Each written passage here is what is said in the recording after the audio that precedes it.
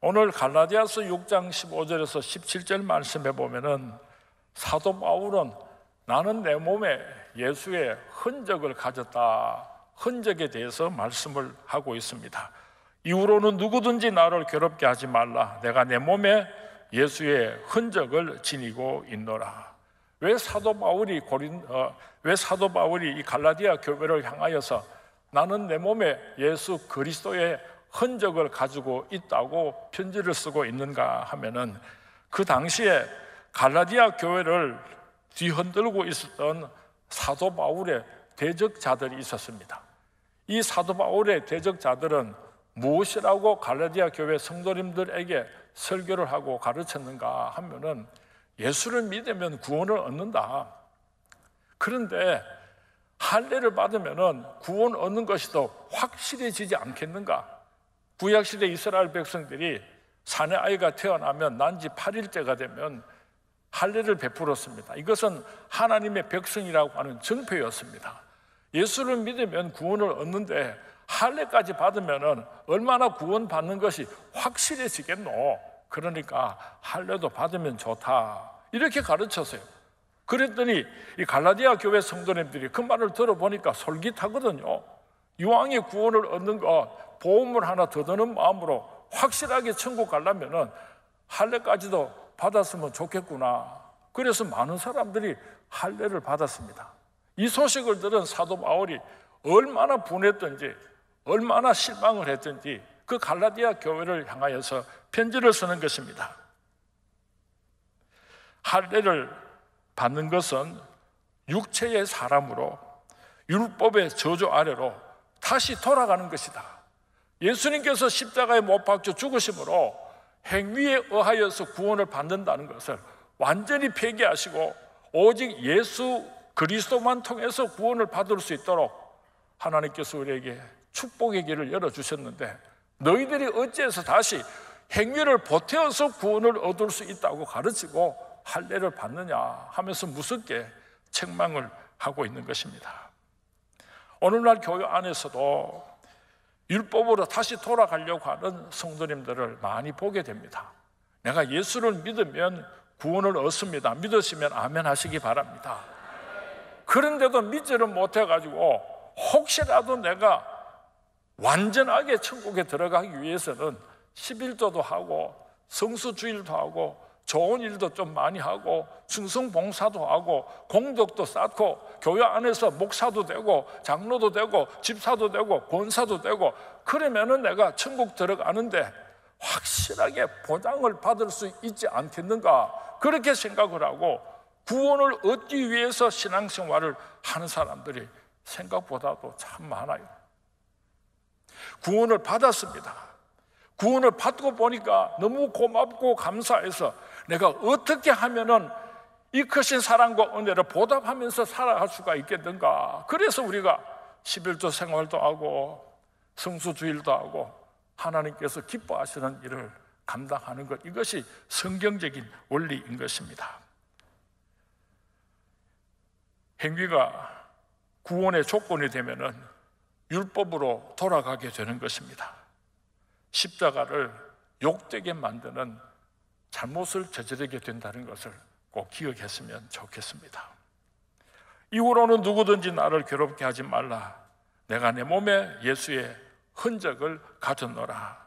사도 바울은 자기를 대적하는 사람들을 향하여서 너희들은 할례를 받았다고 행위를 자랑하지만은 나는 내 몸에 예수 그리스도의 흔적을 가지고 있는 이것을 너희들에게 자랑하노라 하고 선언을 하신 것입니다. 여기서 흔적이라고 하는 말은 헬라어로 히티그마타인데요, 로마나 그리스에서 자기 소유물에다가 표시를 하기 위해서 주인이 어떤 물건이나 짐승에다가 새빨갛게 달구어진 인두 같은 것으로서 불도장을 찍게 됩니다. 저렇게 불도장을 찍으면 사람들마다 자기의 고유한 그런 모양이 있기 때문에 그 모양을 보고 이 말은 누구 집에 소유된 말이구나, 또 소구나. 비단 물건이나 짐승에만 불도장을 찍는 것이 아니라 노예들에게도 불도장을 찍어서 소유를 표시를 했습니다. 그런데 도망을 가다가 잡혀오면은 그 노예는 얼굴에다가 불도장을 찍어서 온 세상 사람들이 저 사람은 누구 집의 노예라는 것을 알도록 했던 것입니다. 바로 이것이 스티그마타, 흔적 혹은 낙인이라고 하는 것입니다. 흔적이라고 하는 말은 그 당시에 너무나 불명예스럽고 수치스러운 것이었습니다. 누가 낙인을 가지고 있으면 그 사람은 노예라고 하는 증명이 되고 그 사람은 일평생을 수치스럽게 살아갈 수밖에 없었습니다. 그런데 사도 바울이 이 불명예스러운 단어를 아주 영광스러운 단어로 바꾸어 놓은 것입니다. 내가 내 몸에 예수 그리스도의 흔적을 가졌노라.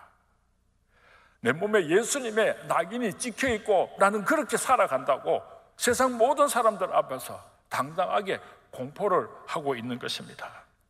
사도 바울이 내가 내 몸에 예수의 흔적을 가졌다고 고백을 했는데 무슨 뜻을 가지고 있는가? 크게 두 가지로 설명할 수가 있는데요. 첫 번째로는 자기 자신이 오직 예수 그리스도에게만 속해 있다는 의미입니다. 갈라디아서 2장 20절 말씀 우리 잘 압니다. 내가 그리스도와 함께 십자가에 못 박혔나니 그런즉 이제는 내가 사는 것이 아니요 오직 내 안에 그리스도께서 사심으로 내가 사는 것이라. 사도 바울의 몸에 예수 그리스도의 십자가에 낙인이 찍혀 있다고 하는 말은 나 자신이야말로 오직 예수 그리스도에게만 속한 노예입니다. 나는 예수님의 소유요 종이요 노예입니다 라고 하는 고백인 것입니다.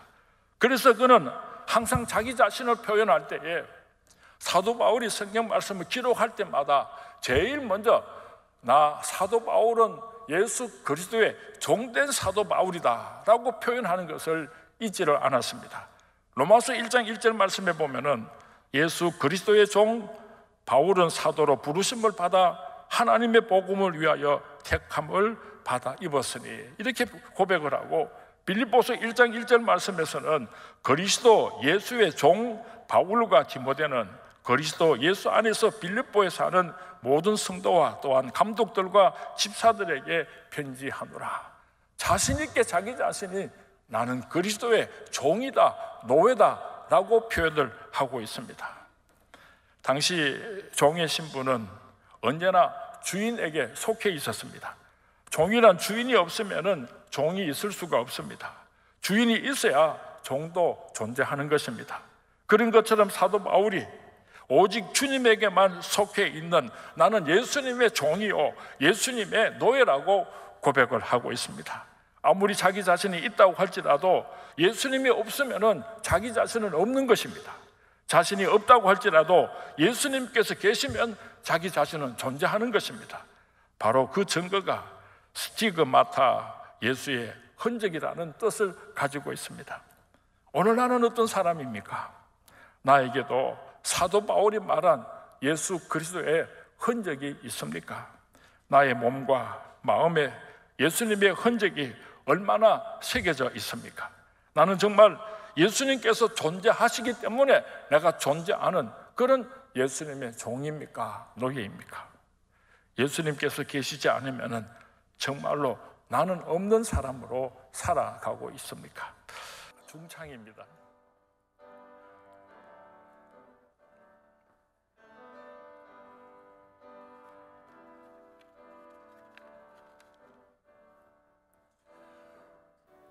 은혜 아니면 살아갈 수가 없네.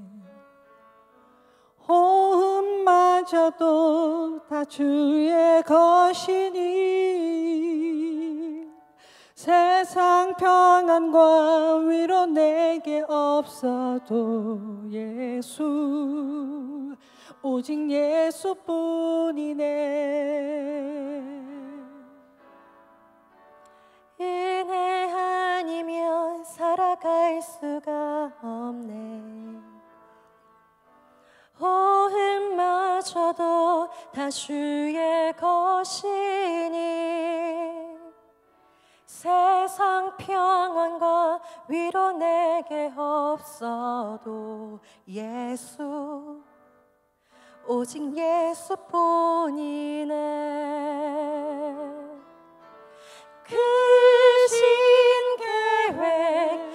볼 수도 없고 작은 고난에 지쳐도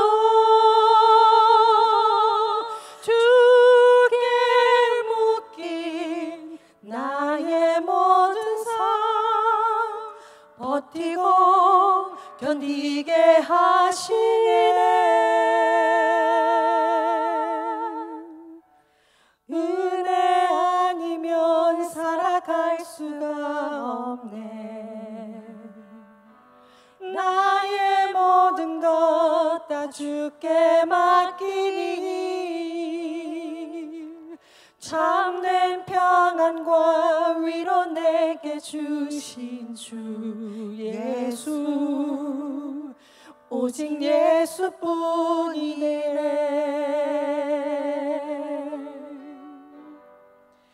오직 예수뿐이네.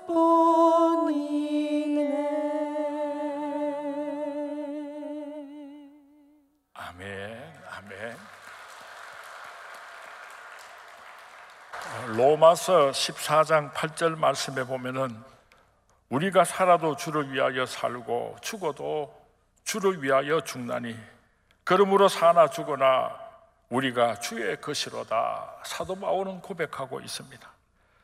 이렇게 오직 예수님의 나는 소유고 나는 예수님의 종이라고 고백했던 사도 바울은 실제로 그런 삶을 살았습니다.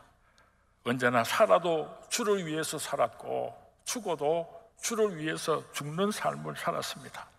언제나 자기 몸에서 예수 그리스도만이 존귀케 되는 그런 삶을 살려고 일평생을 몸부림치면서 살았습니다. 사랑하는 수모의 성도님, 오늘 나의 삶은 어떤 삶입니까? 정말로 주님께 속해 있는 예수님을 위한 삶을 살아가고 있습니까? 살아도 주를 위해서 살고 죽어도 주를 위해서 사는 그런 삶을 우리가 살아가고 있습니까? 이제 내가 살아도 주 위해 살고 이제 내가 죽어도 주 위해 죽네. 하늘 영광 보여주며 날 오라 하네.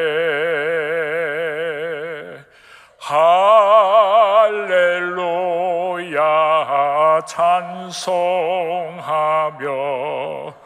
주께 갑니다.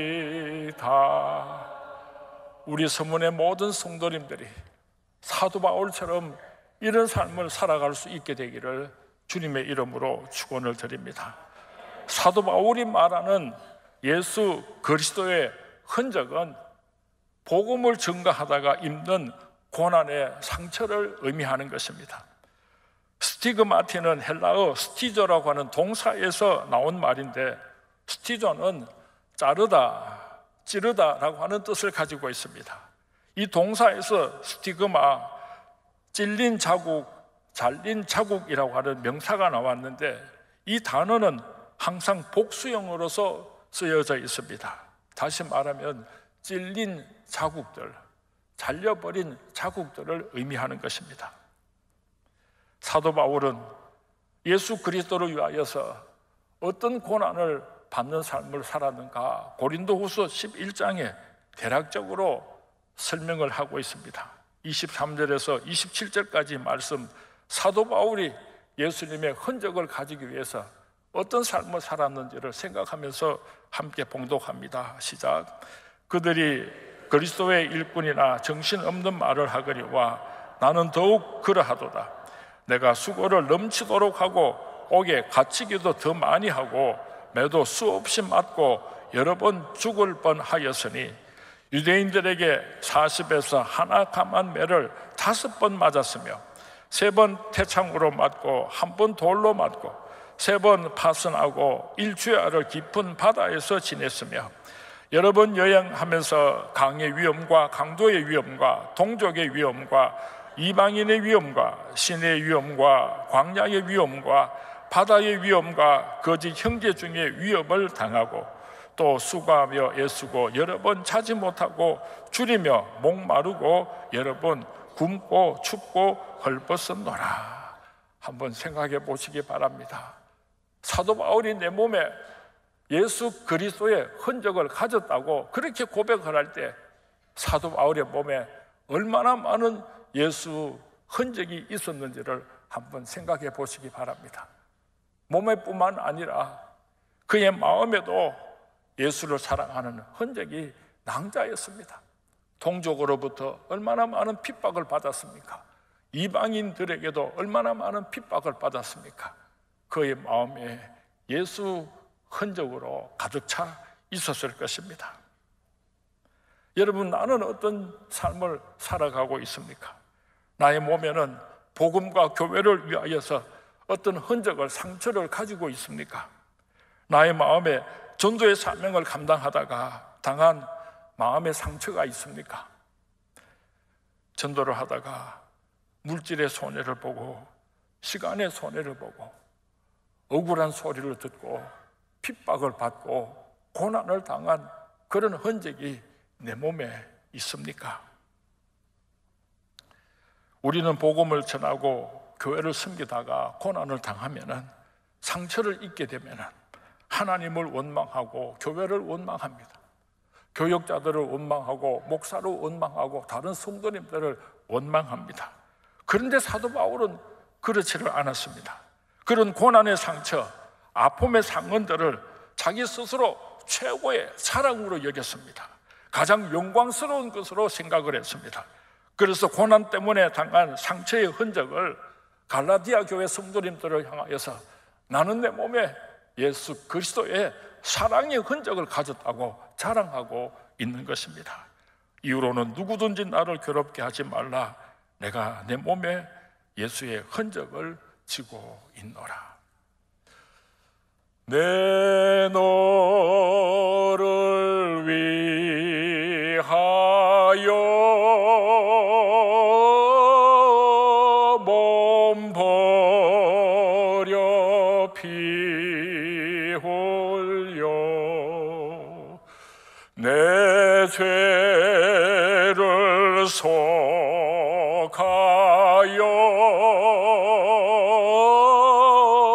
살 길을 주었다.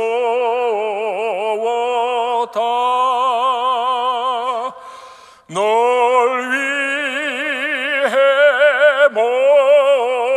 몸을 주건만 너무 주느냐.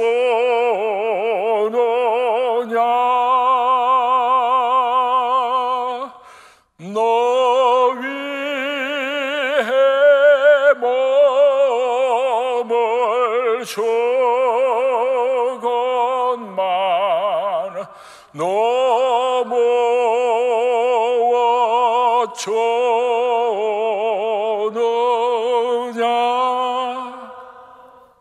아담스 목사님이 안센푸스 교부의 기념교회를 다 지은 후에 성전 입구에 좋은 성화를 그려서 달아놓고 성전을 드나드는 사람들이 은혜를 받게 하고 싶었습니다.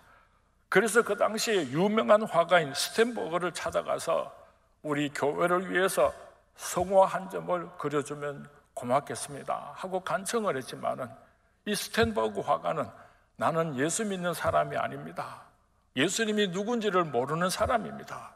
그래서 내가 그림을 그릴 수 없습니다. 대단히 죄송합니다 하고 사양을 했습니다. 그래도 아담스 목사님께서 계속해서 간청을 하니까 그렇다면은 내가 예수님이 누군지를 어떻게 알 수가 있습니까?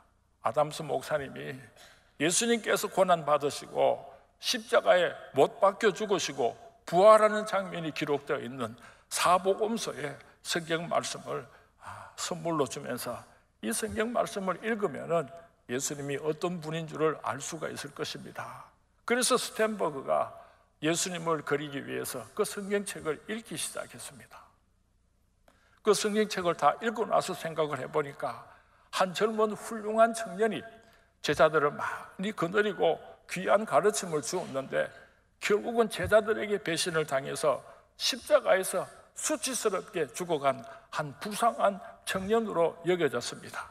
그래서 그 예수를 그리기 위해서 어떤 사람을 모델로 삼았으면 좋겠는가 하고 길거리를 다니다가 보니까 집시 소녀 데비다가 먹지도 못하고 입지도 못하고 외롭고 초라한 그런 집시 소녀를 발견합니다.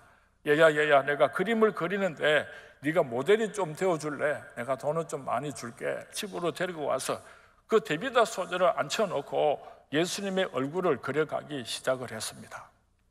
하루는 그 데비다 소녀가 스텐버그에게 이렇게 질문을 합니다. 선생님, 지금 선생님이 그리고 있는 그분이 누굽니까? 십자가에 못 박혀 죽는 그분이 누굽니까? 하고 물었어요. 그러니까 스텐버그가 나도 몰라 하고 대답을 했습니다. 며칠이 지나고 나서 또 스텐버그가 열심히 예수님의 모습을 그리고 있는데 그 집시 소녀 데비다가 선생님이 지금 그리고 계시는 저분이 누굽니까? 하고 또 물었어요. 아하, 모른다니까. 그렇게 대답을 했습니다. 또 며칠이 지나고 나서 이 스텐버그가 예수님의 형상을 그리고 있는데 똑같은 질문을 합니다. 선생님께서 그리고 있는 그 십자가에 못 박혀 죽어가는 저분이 누굽니까? 하고 물으니까 나도 모른다니까 하고 버럭 화를 냈습니다. 그러고 나서 그날 집으로 돌아가서 잠을 자려고 하는데 그 집시 소녀가 하는 말이 자꾸만 생각이 나는 거예요. 선생님께서 그리는 십자가에 못 박혀 죽는 그 사람이 누굽니까? 자꾸만 생각이 나는 거예요. 그래서 잠을 자지 못하고 일어나서 다시 성경책을 읽기 시작했습니다. 온 인류를 구원하기 위해서 사람의 몸을 입고 이 땅으로 찾아오신 예수님을 만났습니다. 영원히 죽을 수밖에 없는 나를 살리기 위해서 인간의 몸을 입고 이 땅으로 내려오신 예수 그리스도를 이 스텐버그 화가가 만난 것입니다. 마치 사도 바울이 다메섹에서 예수님을 만난 것처럼 예수님을 만났습니다. 그리고 나서 그 다음 날부터 그림을 그리는데 눈물로 예수님의 형상을 그렸습니다. 울다가 그림을 그리고 울다가 그 그림을 그리고 그렇게 해서 그 그림이 완성이 되었습니다. 그 성화의 그림의 제목은 십자가의 예수입니다. 그리고 그 그림 밑에다가 넌 날 무엇 주느냐고 그 그림의 소재를 달아놓고 있습니다. 저 그림은 오늘도 이 세상에 수많은 사람들이 그 그림을 보면서 십자가에 못 박혀 죽으신 그 예수님을 만나는 성화로서 아직도 우리 인간들에게 귀한 선물이 되고 있습니다. 내 너를 위하여 몸버려 피 흘려 내 죄를 대속하여 주었는데 너는 나에게 무엇을 주느냐? 누가 누구에게 하시는 음성입니까? 하늘 영광 버리고 날 위하여 이 땅에 친구로 찾아오신 예수 그리스도 그분의 음성입니다. 날 위하여 하늘 영광 버리고 육체를 입고 이 땅으로 찾아오셔서 온갖 서러움을 다 당하신 예수님 그분의 음성입니다.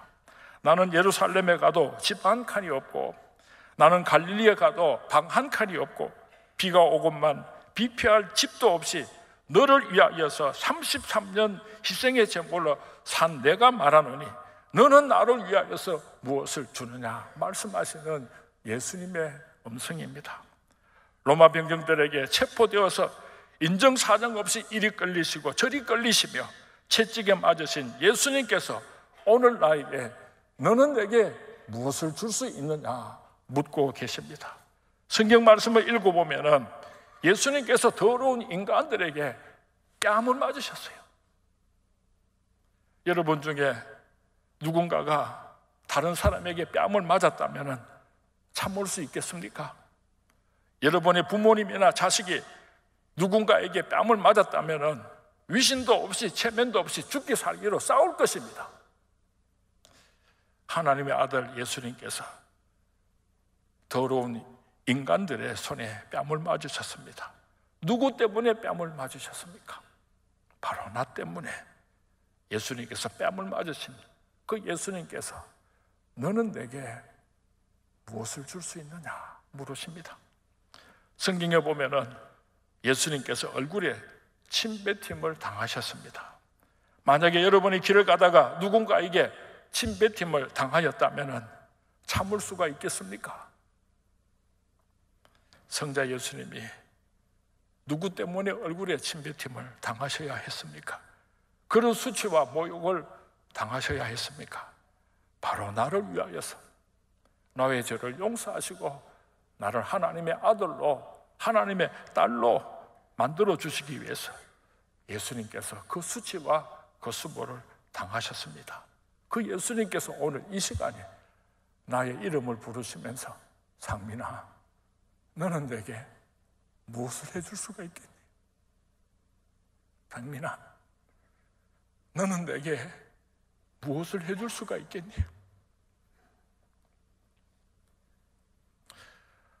나는 너를 위하여 몸버려 피 흘려 너를 구원해 주었는데 너는 내게 무엇을 줄 수 있느냐? 예수님께서 왜 오늘 우리의 이름을 부르시면서 자꾸만 그렇게 물으십니까?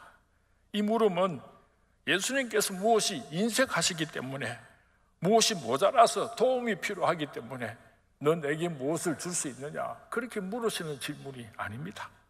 부활승천하셔서 하나님 보좌 우편에 앉아 계시는 예수님, 말 한마디로 우주를 창조하신 바로 그분께서 무엇이 아쉬워서 넌 날 무엇 주느냐 그렇게 물으시겠습니까? 공치사 하시려고, 무슨 대가를 요구하시려고 넌 날 무엇 주느냐 그렇게 물으시는 것이 아닙니다. 그런데 왜 예수님께서는 오늘 우리들의 이름을 부르시면서 너는 내게 무엇을 줄 수 있느냐 물으십니까? 그 깊은 이유는 전적으로 우리들의 유익을 위해서입니다. 이 질문에 대한 바른 대답 속에서 우리가 값있고 보람있게 살 수 있는 하나님의 축복의 길을 걸어갈 수 있는 답이 있기 때문인 것입니다.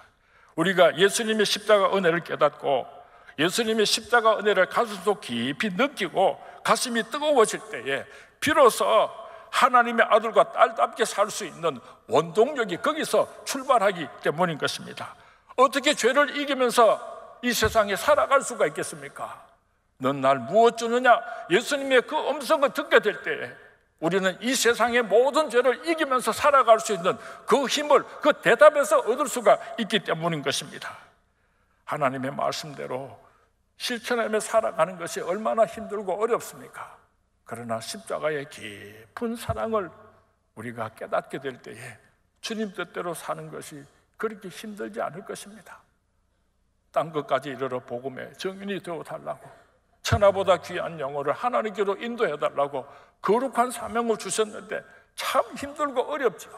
그러나 십자가의 은혜를 깨닫게 될 때에 상민아, 너는 내게 무엇을 주느냐 그 음성을 듣게 될 때 우리는 이 사명을 영광스럽게 감당할 수 있게 될 것입니다. 나는 너를 위하여 몸버려 피 흘려 널 구해 주었는데 너는 나에게 무엇을 줄 수 있느냐? 왜 예수님께서 물으십니까? 이 대답 속에 우리 인생이 행복하게 살 수 있는 대답이 있기 때문입니다. 꽃이 땅과의 바른 관계 속에서 행복을 누릴 수 있도록 하나님께서 창조하신 것처럼 새들이 하늘이라고 하는 바른 관계 속에서 행복하게 살 수 있도록 하나님께서 창조하신 것처럼 우리가 예수 그리스도의 십자가 은총에 감사하며 하나님과 바른 관계 속에 있을 때 이 세상에서 만물의 영장으로서 하나님께 영광을 올려드리는 값 있는 삶을 살 수 있고 복된 삶을 살 수 있기 때문에 오늘도 예수님께서 우리를 찾아오셔서 나는 너를 위해서 십자가에 못 박혀 죽어 주었는데 너는 내게 무엇을 줄 수 있냐? 그렇게 묻고 계시는 것입니다. 어떻게 우리가 대답해야지 되겠습니까? 은혜 받은 자의 대답은 말뿐이 아니라 행동에 헌신이 따라야 하는 것입니다. 구원함을 받기 위해서가 아니라 구원함을 받은 하나님의 백성들이 만 가지 은혜를 받았으니 나 무엇 주님께 드리리까? 나의 생명도 하나님의 것입니다. 나의 모든 것이 하나님의 것입니다. 내게 주신 하나님의 축복을 남김없이 하나님께 돌려드리기를 원합니다. 그렇게 대답하는 저와 여러분이 될 수 있기를 주님의 이름으로 축원을 드립니다. 웬 말인가 날 위하여 주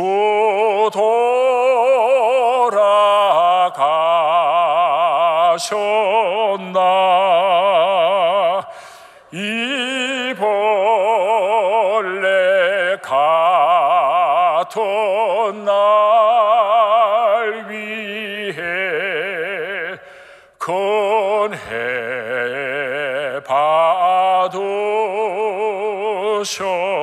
받으셨나 널 울어도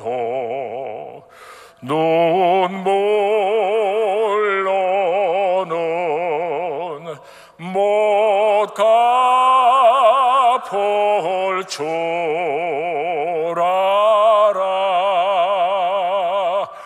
몸 밖에 드릴 것 없어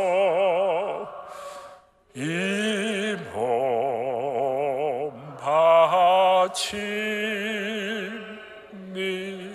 바칩니다. 아멘. 이제 말씀을 맺겠습니다. 내가 내 몸에 예수의 흔적을 가졌노라. 사도 바울의 고백이 오늘 우리들의 고백이 될 수 있기를 바랍니다. 구원을 얻기 위해서는 예수 이름이면 족합니다. 우리의 행위가 구원을 얻는데 아무런 도움이 되지를 못합니다.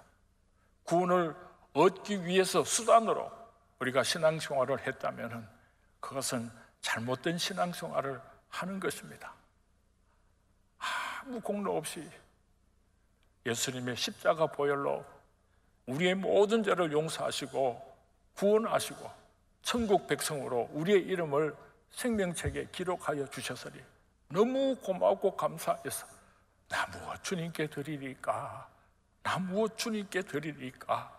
그래서 성수주일도 하고 그래서 11조도 하고 그래서 내 이웃을 내 몸과 같이 사랑하고 주님의 몸된 교회를 충성 봉사하면서 하나님께서 내게 맡겨주신 지상 명령 가운데 가장 큰 계명인 선교하고 전도하는 이 사명을 기쁜 마음으로 즐거운 마음으로 우리가 동참하게 되는 것입니다. 내 너를 위하여 몸버려 피 흘려 너의 죄를 대속하여 주었는데 너는 내게 무엇을 줄 수 있느냐? 이 질문은 누구의 질문입니까? 날 위하여 십자가에 못 박혀 죽으신 예수님의 질문입니다. 우리는 어떻게 대답하여야 합니까? 말이 아니라 행동으로 대답할 수 있게 되기를 바랍니다. 나 무엇 주님께 드리리까? 억지로 구원을 얻기 위해서 마음에도 없는 충성이 아니라 너무나 큰 사랑과 은혜를 받았기 때문에 날마다 눈물로 나 무엇 주님께 드리리까? 나 무엇 주님께 드리리까? 그런 마음으로 하나님께 영광을 올려드리는 우리 성문의 모든 성도님들이 될 수 있기를 주님의 이름으로 축원을 드립니다. 주님의 이름으로 축원을 드립니다.